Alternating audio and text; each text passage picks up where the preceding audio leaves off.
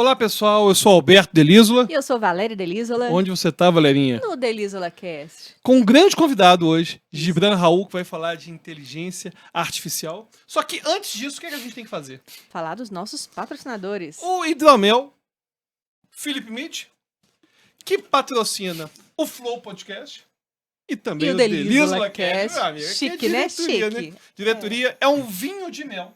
E esse aqui é o presente dos nossos patrocinadores Opa. pro Gibran. Muito obrigado. Esperamos que você goste. Vou tomar hoje mesmo, hein? Ah, que Opa, beleza. isso aí já emenda aí no carnaval, né? Bom demais. Com certeza. Já entra no grau já. Já entrando no grau. E se bom. você aí na sua casa, se quiser adquirir o Felipe Mid Hidromel, use nosso cupom de desconto DELCAST e ganhe 10% de desconto. Ou então aponte pro QR Code e garanta aquele presentão. Não, e o legal é que é presente também, porque é uma embalagem bonita, é um Sim, produto de super alto bonito. nível E gostoso. e gostoso. Bom. Isso é o mais importante. E agora, Gibran. Gibran Raul, Nosso convidado, nosso convidado. que é, gente, ele é especialista em inteligência artificial pela USP e pelo MIT. Chique, hein? Chiquérrimo. É formado em engenharia elétrica pela UFMG. É pesquisador em neurociências e neurofisiologia pela UFMG também. É fundador da Technium, que é uma empresa de inteligência artificial pura. Olha pra você ver o currículo da pessoa. Mas Aqui tá é alto faltando nível. coisa nesse currículo aí, Valerinha. Ah, verdade, verdade. Tá faltando. O que que tá faltando? Ele é dançarino também. Ah, tá vendo? Vocês estão achando que nerd não desenvolve habilidades artísticas? Não, e ele chegou realmente Isso. a dançar. Até hoje você deve dançar super bem, né? Deve participar Sim. de eventos e tudo Eu mais. ainda não pratico como eu praticava antes, não, mas na época eu me formei como coreógrafo, como professor, como bailarino. Já Perfil Mensa, né, Valerinha? Perfil mensa. Esse aí tem um perfil Mensa. Você chegou a trabalhar na Mimulus também, não foi? trabalhei lá, formei lá com o Então Gilmar. foi dança de salão, Dança de salão. no geral. Que legal. Geral, E mais alguma outra dança sem ser dança de salão também? As dessas adjacentes, sei lá, Não, balé não. clássico, assim? Não, só dança de salão mesmo. Sapateada, ou Mauro? Não, o Mauro Gustavo. fazia, né, sapateado, É, mas é. eu não cheguei a pegar, não. Fiz só uma aula de sapateado, mas eu foquei mais em dança de salão, em geral mesmo. Então samba, bolero, zouk, tango, Eu tudo. gosto essas todas, mas eu gosto mais das latinas, né? Samba, Salsa. zouk, salsa, são as que eu apaixonei por elas. Ah, que legal. Danço as outras, mas eu gosto mais dessas três. Não, E agora sensacional. uma pergunta. Como você entrou na dança? Cara, é o seguinte, até uma pergunta interessante. Eu sempre gostei muito de atividade física, jogar futebol e tudo quando era pequeno. E gostava de dançar, né? Eu ia com meu primo, a gente é lá do interior de Minas, cidadezinha chamada Guaraciaba, tem 8.000 habitantes. Meu primo mora na fazenda. Aí quando a gente ia lá na cidade, tinha alguma festa na sexta, no sábado, a gente ensaiava algumas coisas lá no terreiro lá e tocava banda e a gente ficava fazendo uns passos lá. E só que eu tinha aquele preconceito de, eu via falar muito dança de salão, eu achava que era só de pessoal mais velho, né? Mais idoso, todo mundo contido assim. Até que eu fui convidado, uma amiga que treinava, eu treinei Kung Fu também, aí uma amiga que treinava... Nossa, Eu também treinei Kung Fu. deve né? ser difícil ser primo do Gibran, não é Com mesmo? certeza, Falar com assim, olha o seu primo, ele faz isso e isso. Aí você aquilo. também treinava Kung Fu. Pior que tinha vezes que eu saía um pouco mais cedo da aula de Kung Fu pra ir pra dança. E aí um dia o professor Era meu tipo de Van Damme. o professor meu de Kung Fu descobriu, eu achei que ele ia brigar comigo. Ele perguntou onde que é que você faz dança, ele queria fazer também. Pô, Ó. beleza. Aí essa colega, ela me chamou, Gibran, vamos lá pra gente ver uma aula. Aí eu fui lá, aí eu cheguei na Mimos, né? Fui lá, tinha um bailarino, o Elbert, não sei se vocês chegaram a conhecer, o Elbert. E aí eu vi ele dando uma aula particular de zouk lá. Quando eu vi ele dançando lá, eu falei, cara, eu quero fazer esse negócio aí. E aí comecei a fazer em paralelo com Kung Fu, né? Com artes marciais, dança. Foi um pouco depois que eu formei na engenharia. Ah, que legal. E eu comecei a dançar, na verdade, pra aprender a conversar com as pessoas. Eu tive uma jornada... Com as um pouco meninas. diferente. Na verdade, nem só meninas, não. A minha capacidade de habilidade social era tão restrita, que eu acabei entrando na dança, que era uma forma de eu, inclusive, ter pessoas pra Isso. conversar a respeito. Sim, Enfim, porque gera um vínculo ali, né? com as outras era pessoas. legal, enfim. Mas É que muito legal, legal. que ele é da dança, porque eu e a Flavinha também fizemos dança, claro, que a gente não chegou nesse Não, nível. Nem fala isso perto dele. Não, mas eu já vi Que os dois responsa. dançando, tá? Que Eu já vi. responsa. Não, é muita responsabilidade. Mas Mas, podia um dia marcar despretensiosamente. de forma despretensiosamente, É. certo? Quando eu conheci o Alberto, a gente nem tava namorando ainda. Ele me colocou pra dançar com um amigo dele que dançou na Dança dos Famosos, que é super bailarino, que é o Ricardo Expedite. Conheço o Ricardo. E aí ele falou assim: ó, ela também dança. E me colocou pra dançar com ele. Eu, meu Deus, que vergonha, porque o cara dança pra caramba. Mas o Ricardo é maravilhoso, né? ele é Ele fantástico. conduz a pessoa no nível dela. Não, e na Então- verdade, Valéria, a habilidade dela pra dançar é 1000 vezes maior que a minha. Não. Então, é tipo Dragon Ball, onde você via o Goku treinando, sabe? Gohan treinando. Então, o que acontecia? Eu Não. sabia dançar muito mais que ela. Cara, ela fazendo aula em um mês já tava melhor do que eu com 5 anos de dança. É uma coisa muito absurda. E Não, a- mas e eu a acho que é mulher porque a evolui. mulher tem mais facilidade. Agora. Acredito. Falando de inteligência artificial, né? Que já falamos de dança, dá pra fazer episódio só de dança. Exatamente. O nosso convidado, ele é tão multifacetado que dá pra gente falar de vários assuntos. Pois é, Mas agora hoje vamos falar de inteligência artificial. depois faz um né? episódio falando de dança. De dança, com Ótimo. certeza. Agora, a inteligência artificial tá muito em voga hoje, pessoas falando. Uhum. E eu queria que você desse uma definição de inteligência artificial pelo seguinte. Eu já fui, em uma vida passada, programador de computadores. Aham. E eu tenho uma noção do que é algoritmo, enfim, como que funcionam classes, como funcionam essas questões da programação. E hoje eu vejo um monte de gente transformando algoritmo em sinônimo de inteligência artificial. Então, por exemplo, a inteligência artificial do jogo lá me ganhou. Pô, e quando a gente fala em inteligência artificial, claro, pode ser uma Isso. palavra, pode significar qualquer coisa, até mesmo um algoritmo. Uhum. Só que hoje, quando se fala de inteligência artificial, quando se fala de inteligência artificial, tá buscando algo mais específico, algo inovador, talvez que envolva questões generativas. Então eu queria que você explicasse, definisse o que é inteligência artificial pra gente começar o episódio. Tá legal. Inclusive, é uma pergunta extremamente. A definição de inteligência na própria neurociência já é difícil, né? Na inteligência artificial, na parte computacional, é uma definição extremamente complexa. Mas, dentre a área de inteligência artificial, a área que é mais utilizada hoje em dia, que está nos computadores, Spotify, YouTube, Facebook, Netflix, né, todos esses sistemas de recomendação, Amazon, quando você vai comprar alguma coisa, o próprio ChatGPT e outras técnicas aí de modelos de linguagem, é um ramo da inteligência artificial chamado aprendizado de máquina. Este ramo da inteligência artificial é o ramo que utiliza como base, como matéria-prima, os dados, né? Então tem uma definição interessante dentro desta linha, né, que foi o Arthur Samuel que definiu em 1950. Inclusive, ele adorava jogar xadrez. Ele tinha o objetivo de criar um código que pudesse vencer ele no xadrez, né? Ele conseguiu criar. Ele não era um bom jogador de xadrez, mas ele conseguiu criar um código que vencesse ele no xadrez. E aí, a inteligência artificial moderna, que a gente fala, que é baseada em dados, ela pode ser definida como uma forma de você treinar os computadores sem falar o que eles devem fazer. Você entrega os dados, fala como que você espera a resposta, aí os algoritmos, eles criam métodos de que encontrando o padrão, tanto na entrada quanto na saída, ele consegue encontrar uma equação matemática que representa a associação da entrada de dados para a saída desejada. Então, simplificando, a inteligência artificial é uma forma de você programar o computador sem necessariamente precisar de escrever códigos. Ela gera o código. Então, um programa tradicional, né, um código tradicional, você tem que explicar detalhes a detalhes, todas as etapas do código ali. Se acontecer isso, vai para cá. Se acontecer aquilo, vai para cá. Todos os detalhes condicionais. Na inteligência artificial, você não fala isso. Você entrega exemplos e fala assim, encontre padrões nesses exemplos. As saídas que eu desejo são essas aqui. Rode o seu algoritmo, teste e me fala o quanto que você está sendo assertivo em cima disso. Então é um caráter probabilístico. E aí que é interessante é o seguinte, em quais casos que a gente costuma aplicar isso, né? Existe o conhecimento tácito e o explícito. Então, por exemplo, se eu perguntar para você, para uma pessoa, né, olha, aquele seu colega ali, ele está feliz ou triste? Não necessariamente ele precisa estar rindo para o ser humano perceber que ele está feliz ou que ele está triste. É muito difícil você descrever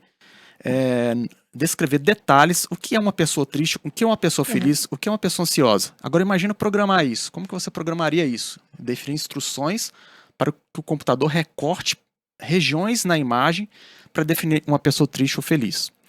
Aí é uma aplicação muito interessante para você colocar para resolver com inteligência artificial. Ou seja, eu não preciso saber o que é feliz e o que é triste. Eu coloco vários exemplos de rostos felizes, vários exemplos de rostos tristes, rotulados, ou seja, definir o que é cada imagem, qual que é, qual que é a expressão que ela está falando, e aí a máquina ela consegue, do jeito dela, encontrar padrões ali que não necessariamente esses padrões são os mesmos que nós usamos. Né? Então isso é interessante porque esses padrões, dependendo da forma que a gente treina, ele pode pegar vieses e treinar errado. Então, por exemplo, tem um caso interessante que eles criaram um modelo para classificar idosos de pessoas jovens. Aí entregaram várias imagens lá. Aí o modelo estava acertando muito. Só que em um determinado momento, entregaram uma idosa, a imagem de uma idosa, e a máquina falou que ela que é uma pessoa jovem. Tinha um viés ali. Qual que era o viés? Na maioria das imagens que foram entregues, os jovens estavam rindo e os idosos estavam sérios. A máquina associou o dente, a região branca aqui no meio do rosto. Se tiver uma região branca aqui, a máquina entendeu que são jovens. Se não tiver uma região branca aqui, a máquina entendeu que são idosos. Por causa desse viés nos dados, ou seja, a forma incorreta de você separar esses exemplos, você consegue fazer com que a máquina tome decisões incorretas. Né? E para descobrir esse erro deve ser dificílimo, né? Porque, na verdade, Descobre você não depois. tem acesso ao que está acontecendo, né? Não tem, exatamente, é isso aí que você falou, nem todo modelo a gente consegue explicar, né? Que a gente fala de explicabilidade. Nem todo modelo de inteligência artificial a gente consegue falar por que ele está tomando aquela decisão. Nesse caso em específico, esse tipo de modelo você consegue colorir, você consegue ter umas técnicas que você usa, você pede para colorir as regiões do rosto onde o modelo, entre aspas, observou para tomar a decisão. Aí depois que eles coloriram, eles viram que o modelo estava observando somente aqui na boca, porque foi o elemento que diferenciava mais as duas classes. Caso interessante também é diferenciar lobo de husky siberiano, outro modelo que deu problema. É muito difícil, às vezes, você diferenciar um lobo de um husky siberiano, dependendo do lobo. Só que a máquina estava acertando tudo. A pessoa não estava entendendo por que a máquina estava acertando. O problema é que na hora que estava jogando as fotos do lobo, o fundo era neve. E o husky siberiano, as fotos que eles mandaram era o fundo grama e outros fundos dentro da residência. Então a máquina, ela diferenciou o fundo. É igual aquele aluno que pega os macetes na prova e faz errado. Interessante demais. E, Gibran, e quando é que surgiu a inteligência artificial, hein? Você pode falar pra gente? Sim, ela surgiu, a inteligência artificial moderna, ela surgiu a partir de 1943, tá? Nos laboratórios de neurofisiologia, em parceria com a Escola de Medicina lá dos Estados Unidos. Um neurofisiologista e um outro engenheiro, eles trabalhavam, McCulloch e Pitts. Eles estavam tentando entender nos experimentos que eles faziam com animais lá, com ratos, eles estavam tentando entender se, poxa, será que é possível entender uma lógica, entre aspas, racional, de um raciocínio desse neurônio que a gente está estudando, né, do neurônio do rato específico que eles estavam estudando? Aí o que eles fizeram? Eles começaram a entender lá, com os estímulos que eles davam lá no cérebro do animal, eles estavam começando a entender que existia uma certa lógica em certos circuitos, em termos de comportamentos lá do animal. Aí o que eles fizeram? Vamos pegar o que a gente conhece hoje da representação de um neurônio e vamos tentar matematicamente entender, criar uma equação matemática que possa representar um neurônio. Aí eles desenharam lá no papel o neurônio como uma bolinha e uma saída e as entradas do neurônio. Eles colocaram as entradas como números em cada entrada. Essas entradas elas podem ser ilimitadas, você pode aumentar. E colocaram alguns pesos na entrada para multiplicar, para dar importância. Uma entrada que eles davam uma maior importância, eles colocavam um peso maior. E uma entrada que dava menos importância, colocavam um peso maior. Multiplicava, chegava aqui, multiplicando as entradas com os pesos, chegava, multiplicava, depois eles somavam. E aí dava a sair do número. Então, eles fizeram isso na época, não tinha computador, eles fizeram isso no papel. Isso nos anos 40. Nos anos 40. E depois eles criaram circuitos eletrônicos mais simples para tentar reproduzir isso acendendo luzinhas, né? Então, à medida que eles aumentavam o grau de importância em cada uma das entradas, acendia ou apagava um conjunto de luzes. E aquilo ali, assim, revolucionou, né? Deu uma esperança. Poxa, então existe uma esperança de que talvez em algum momento seja possível a gente criar uma quantidade de neurônios suficiente para reproduzir um cérebro humano. A partir daí começou toda essa história da IA moderna, né? Que é essa baseada em neurônios, né? Neurônios Legal, eu não sabia artificiais. que era tão antigo, as É antigo. pesquisas. Interessante, né? Existe conexão entre o aumento da inteligência artificial, porque eu vejo que é meio contemporâneo o surgimento da inteligência artificial e o Natural Language Processing, que é o processamento de linguagem natural. E hoje elas estão bem conectadas, pelo menos no nosso dia a dia. E essa integração só surgiu agora ou sempre existiu? Sempre existiu. Esse NLP, né, que você falou, né, que é o processamento de linguagem natural, quando a gente fala de Explica linguagem... pro pessoal o que é, Tá. também, o que é isso, para o pessoal entender. Tá, o que é, pessoal? O processamento de linguagem natural, que a gente chama de NLP, né? É você criar um modelo matemático, computacional, que você consiga, de forma bem fácil de entender, lidar com textos, né? Trabalhar com textos, interpretar texto, lidar com informações textuais, que a gente chama informações não estruturadas. Elas não estão organizadas numa tabela de um modo fácil para que o computador possa interpretar. Então a gente pega um texto, existe ali relações gramaticais, relações linguísticas ali, que são trabalhadas nesses modelos. Essas técnicas, elas existem... E para quem pode ver hoje atualmente, a Alexa é o exemplo fácil disso. Alexa É o exato. computador entendendo o que a gente fala, ou seja... Não... Você acabou de ativar a Alexa de todo mundo em casa É, agora. engraçado. Falou, Alexa. Exatamente. E porque a gente tinha essa ideia, né, de que isso surgiu agora, mas é antigo. Não, é antigo. Inclusive o próprio Google, quando você vai fazer uma pesquisa no Google e aperta Enter, aquela frase que você digita ali, ela é convertida para números. Então isso é uma técnica de processamento de linguagem natural. E todos aqueles textos, aqueles resultados de buscas ali, como que ele sabe que aquele resultado tem relação com o que você digitou? Quando você digita, existem várias técnicas que você consegue converter aquilo para números e depois todos aqueles textos convertidos em números é feita uma matemática para encontrar resultados similares, depois eles retornam para o modo textual e jogam na tela. Essa parte de trabalhar com processamento de linguagem natural também é uma técnica relativamente antiga, mais ou menos 1960, 65. E ela faz parte da inteligência artificial. Então não é que ela juntou ou que ela veio acoplou, não. Ela faz parte, porque toda técnica que a gente usa para inferir a partir de dados, existe um passo anterior que a gente tem que converter esses dados em algum formato que o computador possa entender para usar. E normalmente esse formato são vetores, são um conjunto de números. Então, por exemplo, um texto ou uma palavra, ela é representada por um conjunto de números. Então, por exemplo, a palavra casa, dependendo da forma que você modela ela pode ser um conjunto de 100 números, entre 0 e 1, 0,2, 0,3, 0,5. O computador arruma um jeito de representar a palavra casa nesse vetor de 100 números, né?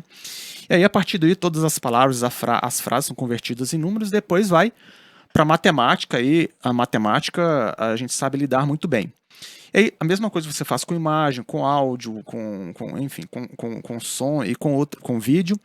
A primeira coisa que você tem que fazer é converter para contas, para números, para vetores. A partir daí você pode usar técnicas similares. Então, as técnicas que são usadas hoje na Alexa, a gente consegue usar em outras abordagens também, para fazer, por exemplo, prever fraude bancária. Então tem técnica que é usada na Alexa, que é usada no GPT, que é usada no Google, que a gente pode usar essas mesmas técnicas, por exemplo, para identificar uma anomalia ou alguma movimentação bancária diferente. O que muda é só o processo de... Logicamente tem outras questões que a gente muda no meio do caminho, mas esse processo de conversão, porque esses dados eles são diferentes, né, de natureza distintas. Mas aí a gente converte os dados para uma natureza comum e a partir daí a gente trabalha com essa natureza comum. Interessante, até para as fraudes bancárias. Os bandidos estão sempre à frente, né, da tecnologia. Sempre. E também estão usando inteligência artificial, isso é a questão, né? É mesmo? Então fica essa, né? Quando a gente trabalha com fraude. Teve aquele caso do Brad Pitt lá, vocês viram?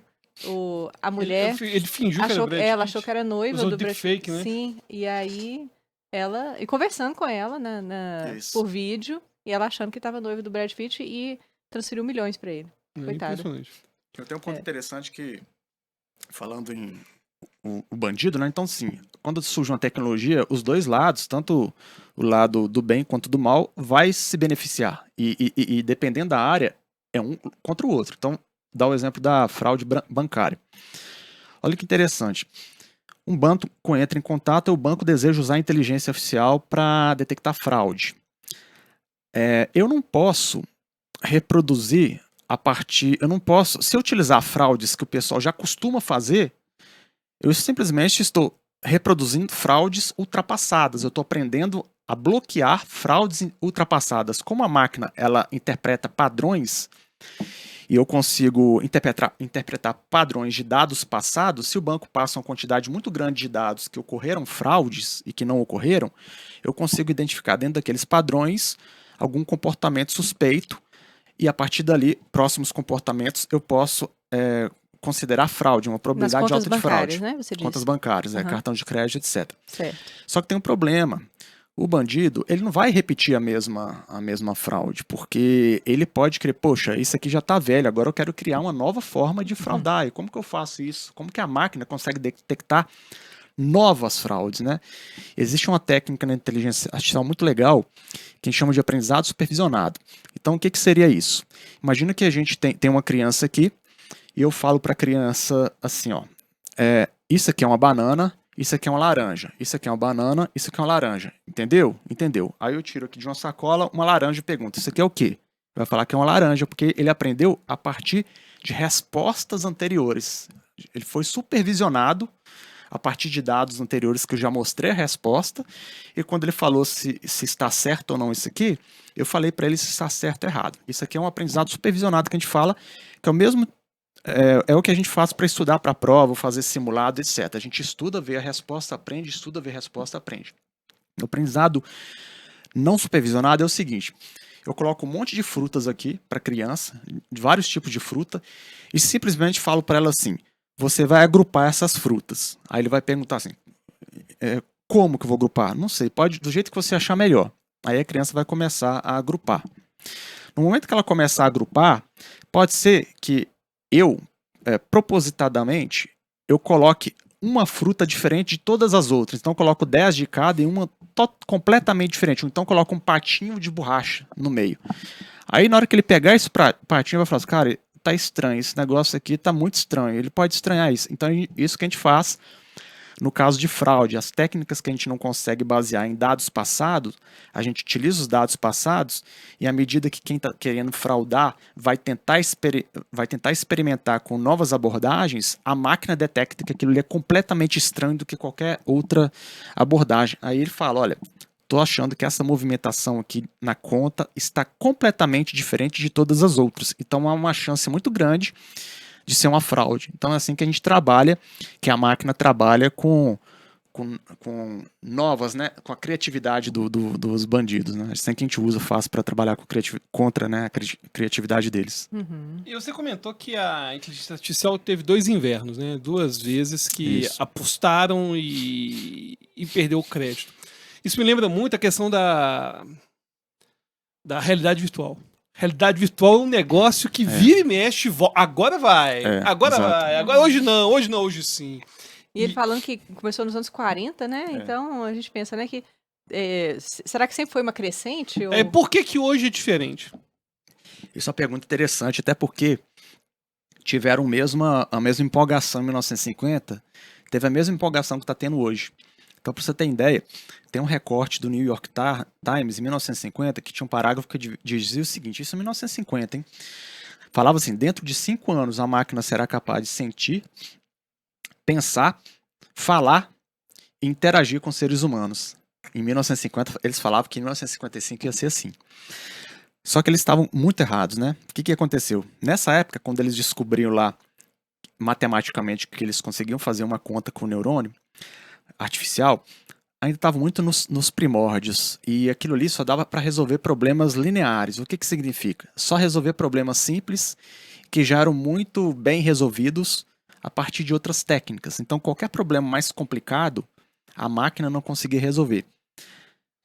Como deu esse boom, os investidores começaram a colocar dinheiro nas pesquisas e começaram a ter pouquíssimos resultados. Então, tiveram 2 invernos por causa disso. Qual que é a diferença disso para hoje? A diferença disso para hoje é que hoje, pela primeira vez na história da humanidade, a gente tem 4 coisas acontecendo ao mesmo tempo. Primeiro, uma quantidade de absurda de dados disponíveis, e como eu falei, o aprendizado de máquina, né, que é a inteligência artificial que utiliza dados para extrair conhecimento, ele se beneficia disso. Então hoje a gente tem uma quantidade absurda de dados, então tem sensores, equipamentos, computadores, máquinas, celulares, coletando dados, mandando para a internet. Segundo, a gente tem uma disponibilidade de comunicação muito grande, né? A própria internet, junto com os dados, eles conseguem concentrar, centralizar esses dados. A disponibilidade, o avanço científico, o avanço da ciência, as técnicas de treinar as máquinas, de fazer com que esses problemas sejam resolvidos de forma não linear, então problemas muito mais complexos hoje você consegue resolver, porque a ciência evoluiu dentro da área da inteligência artificial, então tem a evolução científica, tem a evolução tecnológica dos dados, tem a parte de computacional.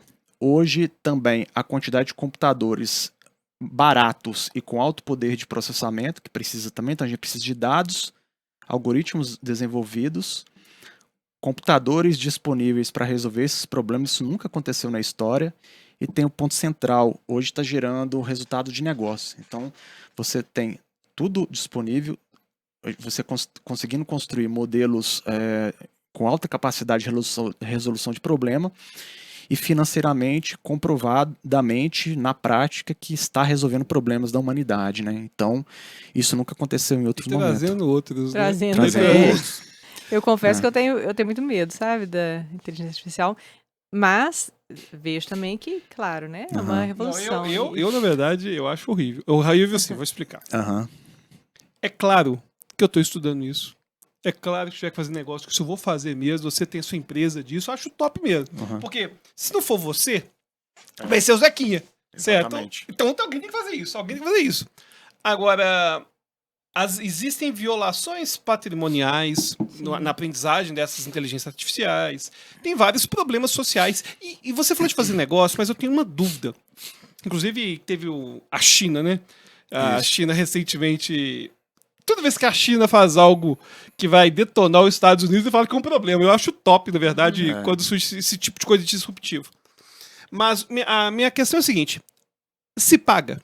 Porque, é claro, se você tem uma empresa que vai usar o ChatGPT, sei lá, alguma coisa do tipo, claro que se paga. Mas o processamento, inclusive as ações de NVIDIA foram aumentando assustadoramente, considerando o custo desse negócio. Uhum. Que são, me parece, mais uma vez, Big Techs fazendo, igual fizeram com a Uber, fizeram com a própria Amazon por muito tempo. Você cria um negócio, esse negócio é baseado em valuation, é baseado em investidor tacar dinheiro lá dentro, sem saber se realmente vai dar lucro, sem saber o que vai acontecer. E minha pergunta é, se paga hoje? E, bom, minha ideia é de senso comum que não se paga, mas se tem previsão de se pagar, e o que a China fez? Que realmente foi tão disruptivo. Legal. Se paga, eu vou explicar por quê. Porque, diferente do que parece, 90% de tudo de inteligência artificial que se usa no planeta, você pode rodar num tablet ou num notebook. Não precisa dessa quantidade de processamento absurda.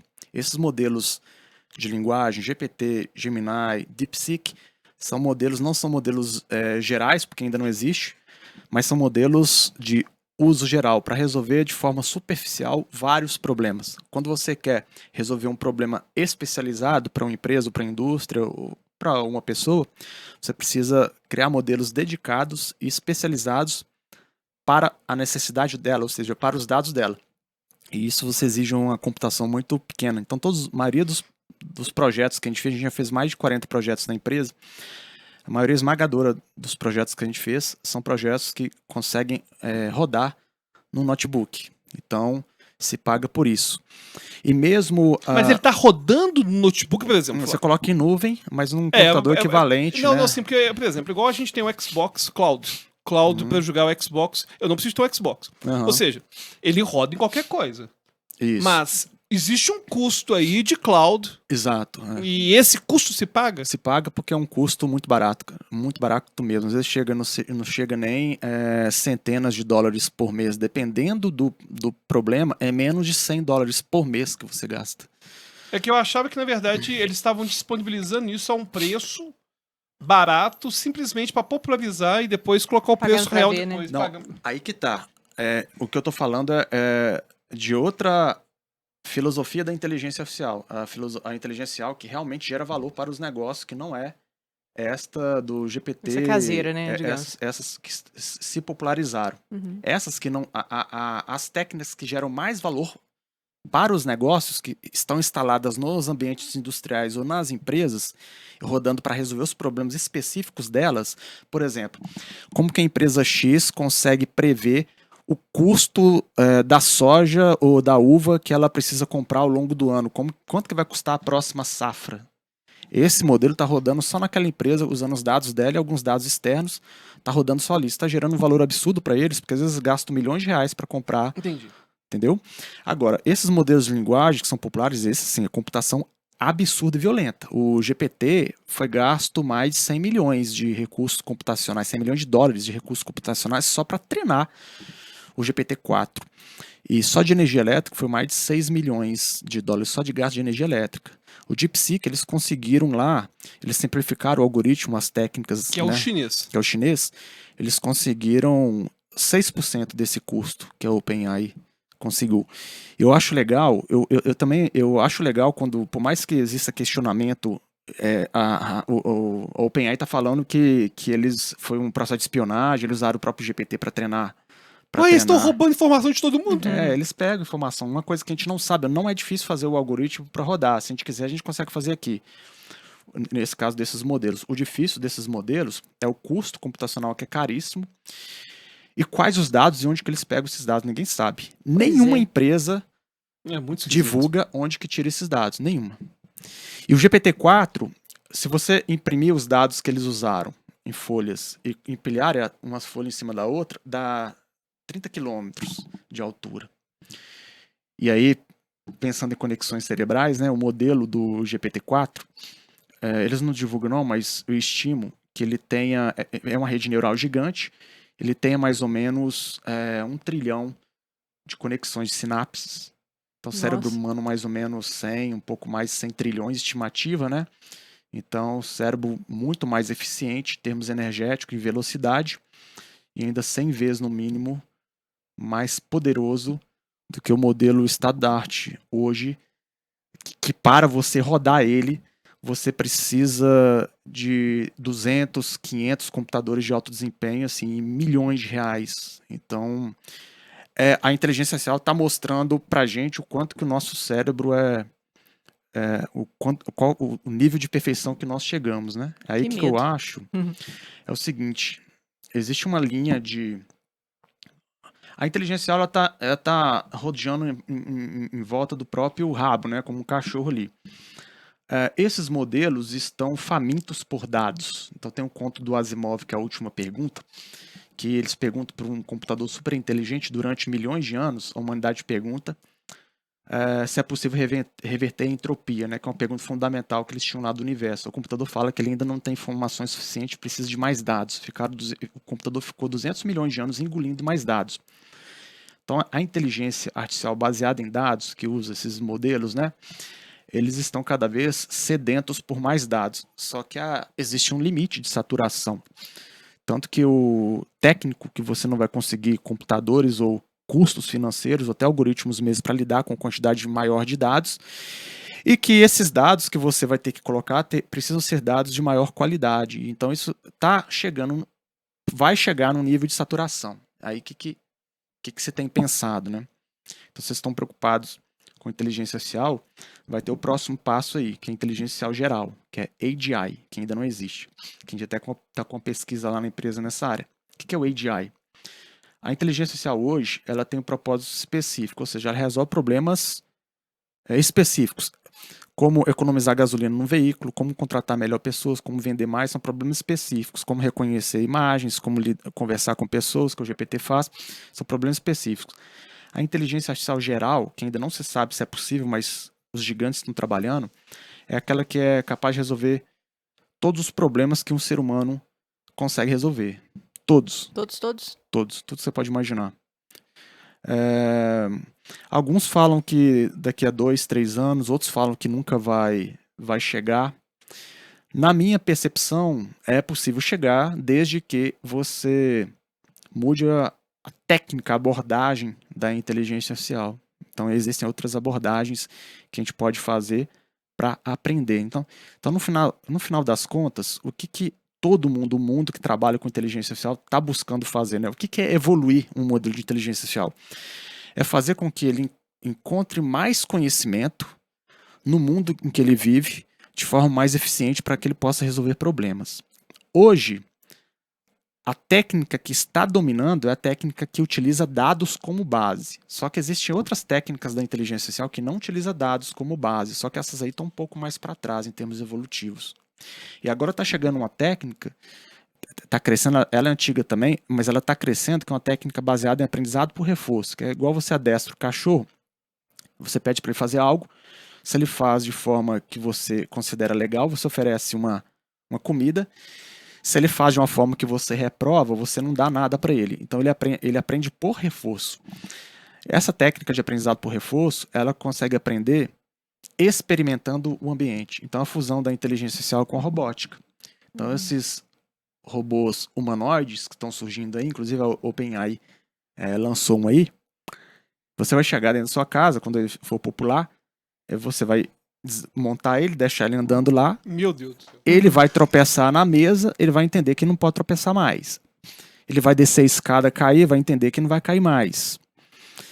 Eu não dormiria numa casa com um robô ligado, não. Você tá sei lá, doido?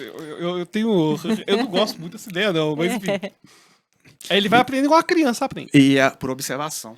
E aí Olha já só. tem testes por observação. Já conseguiram criar alguns modelos que o modelo fica parado olhando. Fica sentado assim com a câmera, né? Sério? Que horror. Fica sentado. Você já viu aquela frase que aprender com os erros dos outros é sabedoria, né? Aham. Aprender com os próprios erros é inteligência, repetir os erros é burrice, aprender com os próprios erros é inteligência, aprender com os erros dos outros é sabedoria. Já criaram modelos que eles colocam uma câmera e outros sensores que ficam observando o mundo. Ele não faz nada, fica só observando. E a partir daí ele de repente levanta e começa a fazer uma coisa. Então ele observa você fazendo café ali, fica só sentado observando você fazer café. Daqui a uma semana ele levanta, vai lá e faz café. Nossa. Aí o desafio nisso, que já está sendo superado, o desafio mecânico, porque, olha só, na evolução das espécies, né, nós aprendemos olha que interessante, a gente gasta muita energia para raciocinar, né? A parte cognitiva a gente gasta muita energia, que é a parte que evoluiu mais recente. Agora a parte de equilíbrio, andar e caminhar, subir escada, correr, é extremamente complexa, utiliza um feedback sensorial muito grande, que a gente evoluiu há milhares de anos, há milhões de anos atrás. E para a máquina, para você ter uma ideia, se você for ver a história dos robôs, dos humanoides, foram mais de 20 anos que eles levaram para fazer o robô andar com os dois pés. Antigamente era extremamente difícil, eu acompanhei isso. E agora os robôs já estão conseguindo andar com as duas pernas, já estão criando robôs com músculos artificiais, com 200 músculos. Você pendura ele, parece que é um ser humano. Com músculo? Músculo artificial, né? Olha Aí eles só. colocam tecidos e aí tem uns motores aqui que nem faz barulho mais. Aí começa a mexer aqui, o braço faz aqui, movimenta aqui. Então já está fazendo movimentos suaves. Vai fazer uns robô bombadão também? Sim, cheio de... Também, né? É personal, né? É. E aí, o que está integrando agora? Agora vai começar a integrar o software, né? A alma, entre aspas, com o corpo, né? Então o corpo já está disponível com a tecnologia de mecânica extremamente avançada, inclusive com novos materiais que são criados pela inteligência artificial. Então, para você ter ideia, em 2020, 4.000 novos materiais que não existem no planeta Terra foram criados pela inteligência artificial. E esse crescimento está sendo exponencial. Então, hoje, se a gente precisa de um material leve e resistente, as empresas de ponta, elas não estão usando mais pessoas para formular as reações químicas lá, não. Eles usam aprendizado de máquina, inteligencial, que conseguem sugerir materiais mais adequados para certos fins que não existem na natureza, são metamateriais, materiais que não existem. Eles passam a utilizar isso para os robôs. Então a máquina está criando a própria tecnologia para ela mesma. Nossa. E esse aprendizado por observação é um aprendizado que toda criança, né? Vocês estão com filhos pequenos, vocês vão observar. Eles vão ficar observando o tempo todo para aprender. Eles vão aprender muito rápido. Eles não precisam. Eu não preciso. Hoje, para eu treinar um modelo para reconhecer um cachorro de um gato, eu preciso de 1 milhão de fotos de cachorro, 1 milhão de fotos de gato. E mesmo assim ele erra às vezes. Aí a criança não, você mostra 2 cachorros e 2 gatos, ela já aprendeu, já acerta tudo. A máquina, quando ela começar a aprender por observação, ela vai levar em consideração o contexto. Então, por exemplo, se passar um cachorro aqui, ela não vai falar que é um elefante, porque ela sabe que não tem elefante aqui. Uma criança sabe que não tem um elefante dentro de uma Tem residência. heurística, né? Essa capacidade de a gente ter como se fossem intuições. Esses são raciocínios que a gente não tem acesso a eles. É o raciocínio contextual, né? Então, por exemplo, se a gente está aqui e eu falo assim, cuidado que o trator vai...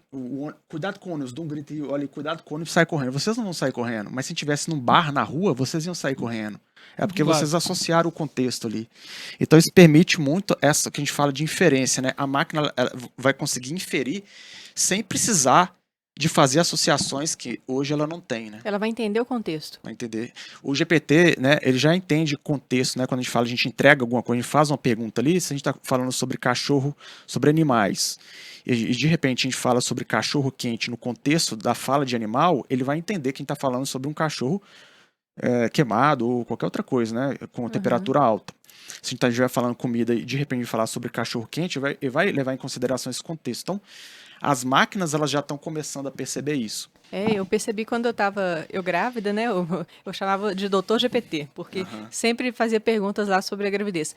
Aí, o ChatGPT já entendia que eu estava grávida e dava as respostas sem eu ter colocado aquele comando naquele momento. Então, por exemplo, eu colocava lá, eu posso comer, sei lá, canela?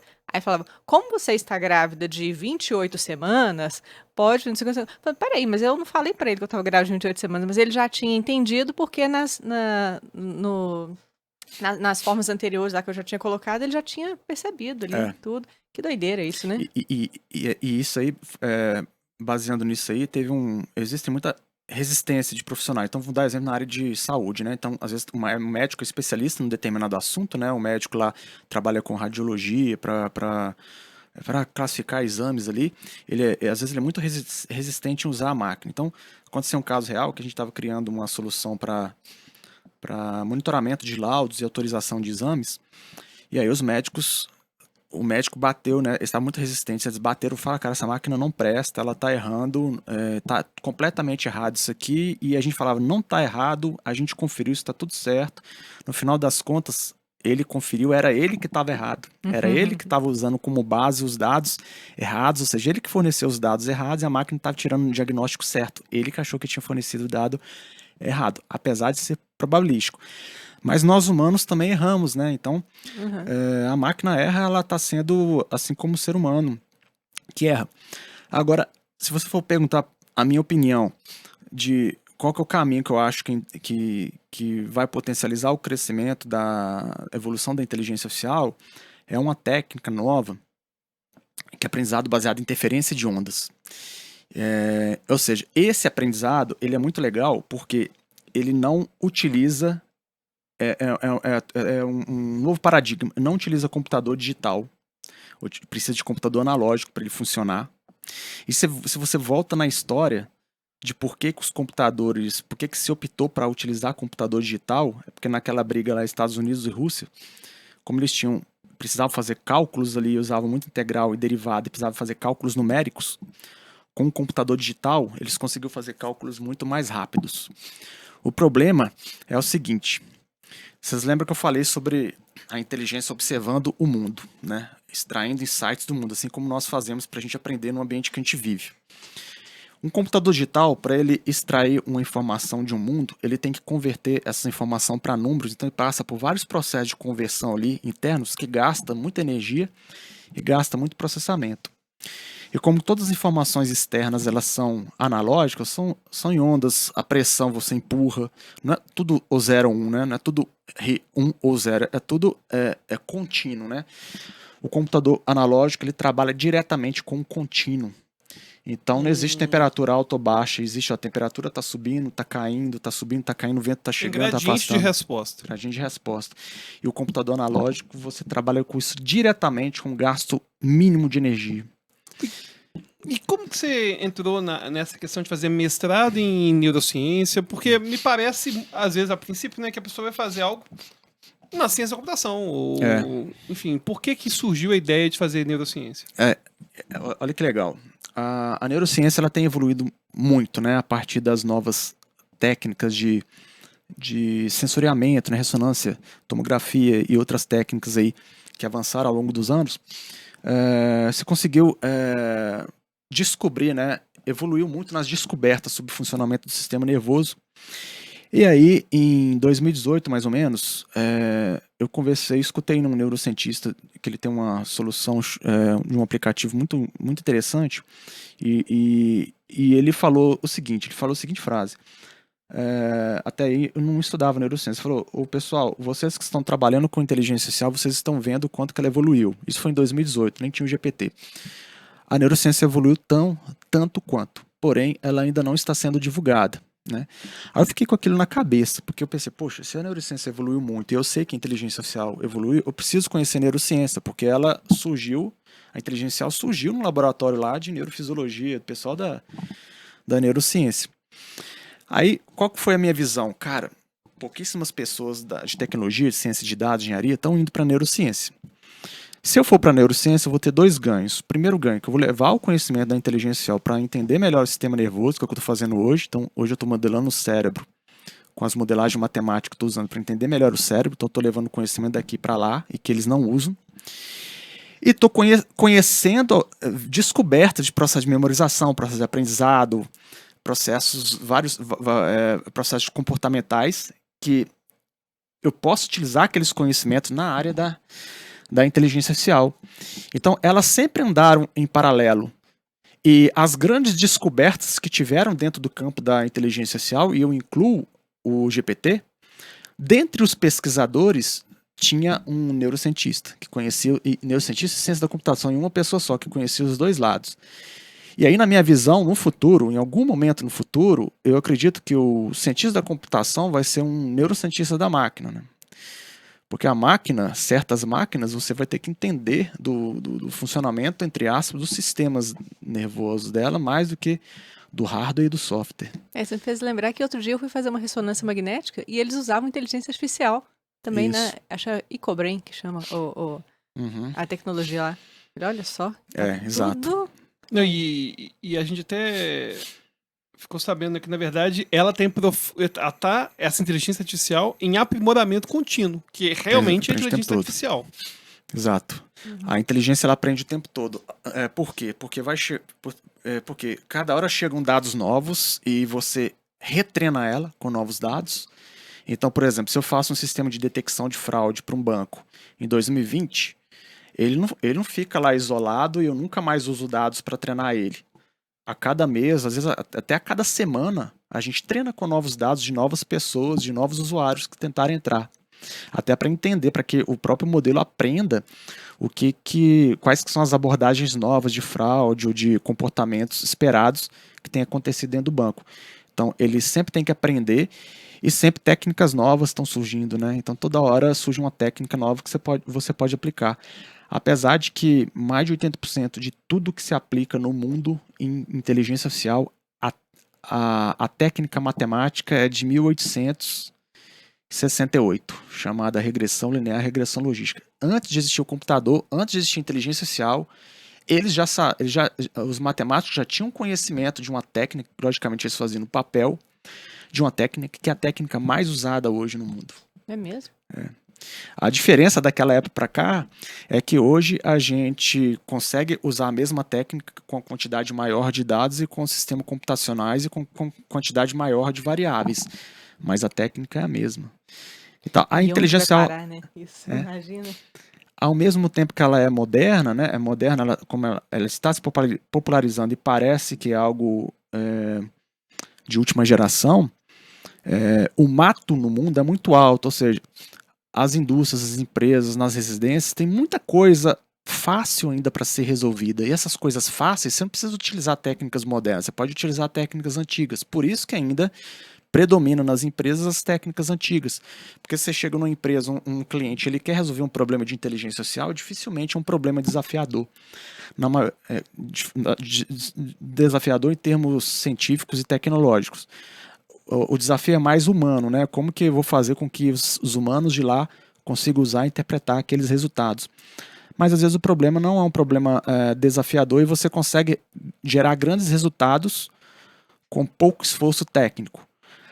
Ao mesmo tempo tem problemas extremamente complexos, o problema que a gente trabalha com predição de bolsa de valores do dia seguinte, problema extremamente complexo, aí sim você tem que usar técnicas mais avançadas.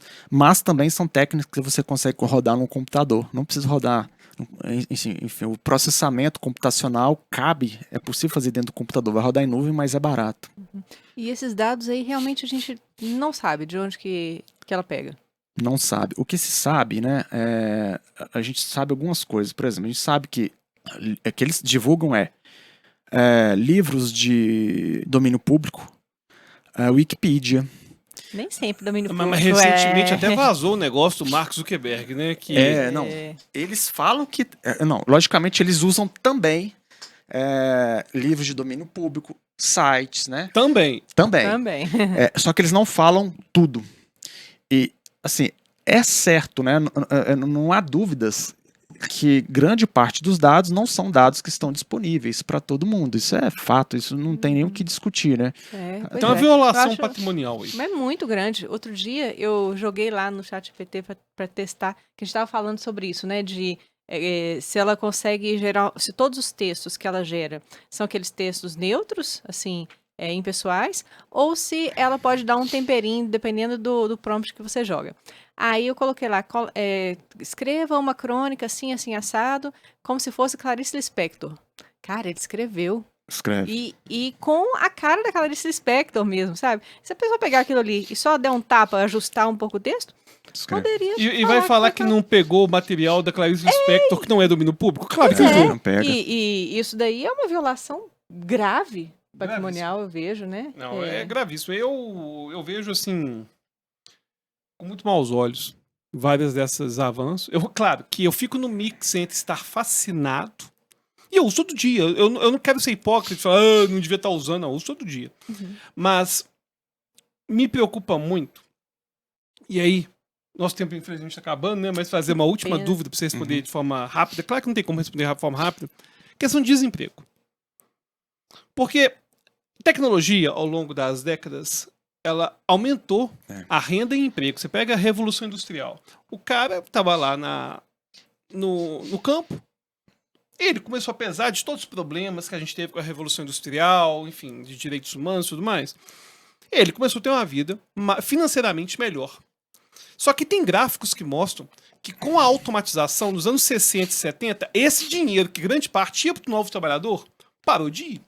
Ou seja, precarização de trabalho é uma coisa que existe desde os anos 60, não é uma coisa que é de hoje. E existe uma preocupação em relação a pessoas com déficit cognitivo, deficiência intelectual e emprego. É um problema que a gente já tem. Tem os 15% da população aí que dificilmente consegue um tipo de emprego, mas conseguiu na roça. Ou seja, se pegasse alguma pessoa que tinha, sei lá, uma síndrome de Down com leve retardo, alguma coisa do tipo, ela podia trabalhar pegando alface, enfim, alguma coisa do tipo. E aí vem minha dúvida. A inteligência artificial não vai causar desemprego, principalmente para essas pessoas que eventualmente era um entregador, por exemplo. Não estou nem querendo dizer que não são pessoas inteligentes, mas pessoas que estavam desempenhando algo que não precisava de tanta inteligência. Não acho que só elas não, viu? Pessoas inteligentes também vão perder emprego. Pela primeira vez... Sem dúvida. Pela primeira vez, a inteligência artificial está ameaçando quem trabalha, quem faz trabalho cognitivo, né? Não braçal. Pois é. Porque a automação, né, a revolução industrial, ela substituiu trabalhos predominantemente braçais, né? Manuais, tudo. Manuais. A máquina agora tá assustando direto. Engenheiro entra em contato comigo. Até engenheiro entra em contato comigo. Psicólogo, advogado. Nossa, na área... O trabalho do tradutor acabou. Tradutor. Assim, o telemarketing, atendente de telemarketing. Hoje é possível automatizar completamente um setor de telemarketing só com máquina. Pois é. Agora tem uma coisa interessante. A inteligência artificial vai gerar emprego, mas ela, diferente das máquinas na época lá da Revolução Industrial, a inteligência artificial consegue contribuir para a educação também. Então, vou te dar um exemplo. Hoje existe uma técnica que a gente chama de aprendizado de precisão, que a gente consegue evoluir o método de ensino para que aquele método ele seja personalizado para aquele aluno. Por mais que esse aluno fique numa sala de aula com outros 40, ele tem a dificuldade dele que o professor não consiga resolver. Existem técnicas, inclusive eu vi eles aplicando na China, e eu também fiz um trabalho desse, que você consegue prever o nível de dificuldade que aquele aluno está tendo sobre aquele determinado assunto e você consegue maximizar o nível de aprendizado dele, inclusive motivando ele a estudar.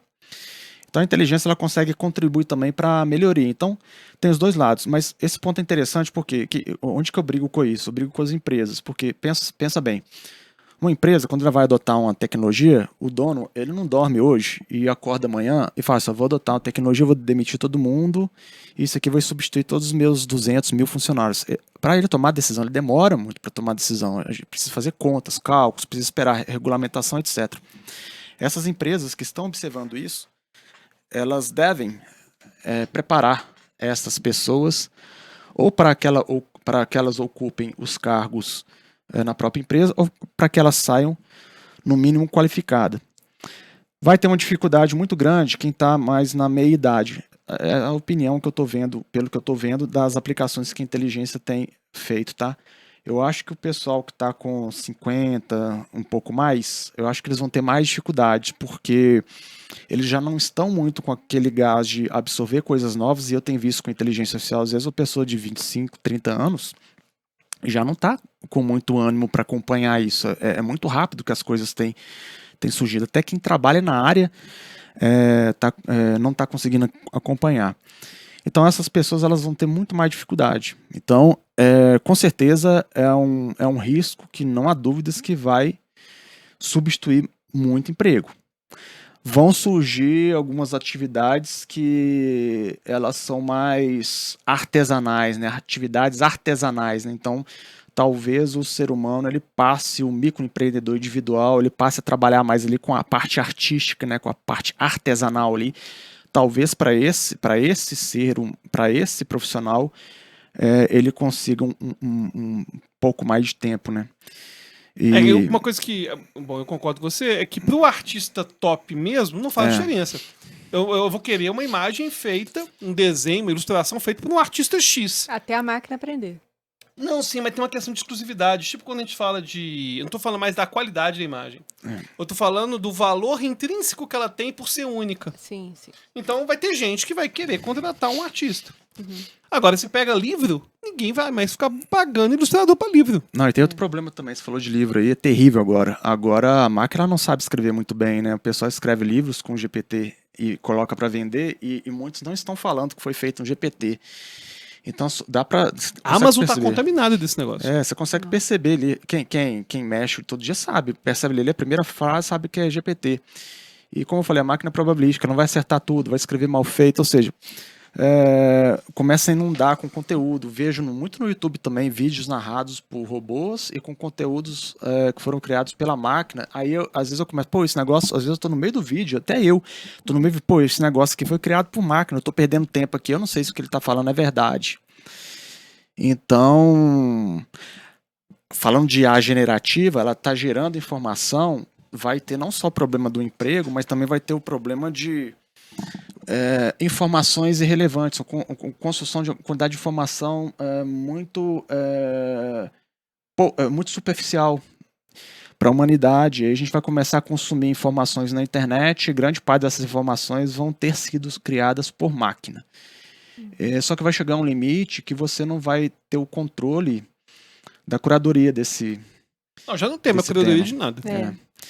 E aí como é que fica, né? Mas a boa notícia é que tem gente trabalhando em todas essas áreas. Então tem gente trabalhando em como usar a inteligência artificial para educar em escala, como utilizar para oferecer ferramentas para auxiliar aquele cara mais simples ali, que quer vender mais, quer empreender, como trabalhar com esse processo de desinformação, esse fluxo na internet, e como que a internet vai funcionar daqui a um tempo se a maioria das coisas que acessam a internet não serão mais humanos. Então, um paralelo com a Bolsa de Valores. Hoje, 80% dos investidores das bolsas de valores são robôs.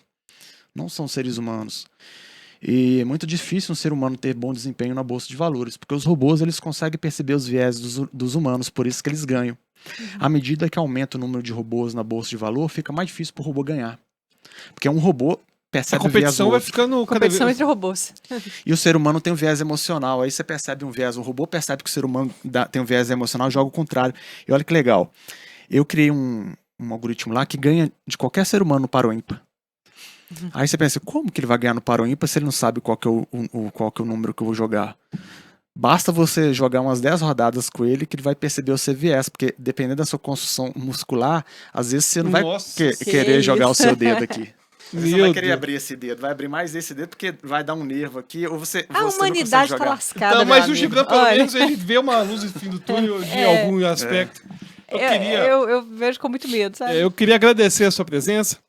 Vai Muito ser obrigada, ótimo a gente, Gibran. inclusive, conversar mais vezes. É uma sobre pena, esses né, temas. que a gente tem que encerrar, porque é assunto muito É um interessante. assunto A gente longo, né? pode, né, Falar nadar de 10, dá pra fazer uma braçada. série só disso. E sobre dança também. E sobre dança. Sobre dança. Inclusive, aplicar inteligência artificial na dança, tá? Ô, louco. Um dia eu como vou o falar cara sobre tá isso. dançando. Descrever os movimentos e a partir daí você melhorar os movimentos. Uma técnica Laban de um professor lá de 1800 e cacetada. Ele criou uma técnica geométrica de descrever os movimentos e hoje é possível pegar exatamente essa técnica dele e você filmando os bailarinos, você consegue descrever os movimentos dos bailarinos e depois sugerir correção para os Gente. bailarinos Nossa, gerar novas impressionante, coreografias. impressionante. E pra É. gente poder encerrar, como que o pessoal pode te encontrar? Como que encontra sua empresa? Quais serviços vocês oferecem? Redes sociais? Tá, a minha empresa Technium, TECNIUM.me. A gente desenvolve projeto de inteligência artificial pura para qualquer negócio. Podem me encontrar no Instagram, Gibran com M Raul. Tá aí na tela. No LinkedIn, tá na tela, né? No LinkedIn também é a mesma coisa. Eu também dou mentoria para os profissionais que estão preocupados em perder o emprego, né? Recolocação profissional. Então o cara é engenheiro, tá desesperado, ele não tá conseguindo acompanhar, o cara é recepcionista, tá desesperado, não tá conseguindo acompanhar. Ah, interessante. Eu tô dando mentoria para trazer para esses profissionais como que eles devem Integrá-los, né? pensar, né? Contextualizá-lo e como que deve ser o pensamento dele a partir Nesse do novo uso da mundo aí. inteligência artificial. Né? Interessante demais. Gibran, muitíssimo obrigado. Agradeço. pela Valeu sua demais, presença. valeu você ter assistido. Sugestões, deixa no comentário. Até Valeu, a próxima, pessoal. até a próxima. Até.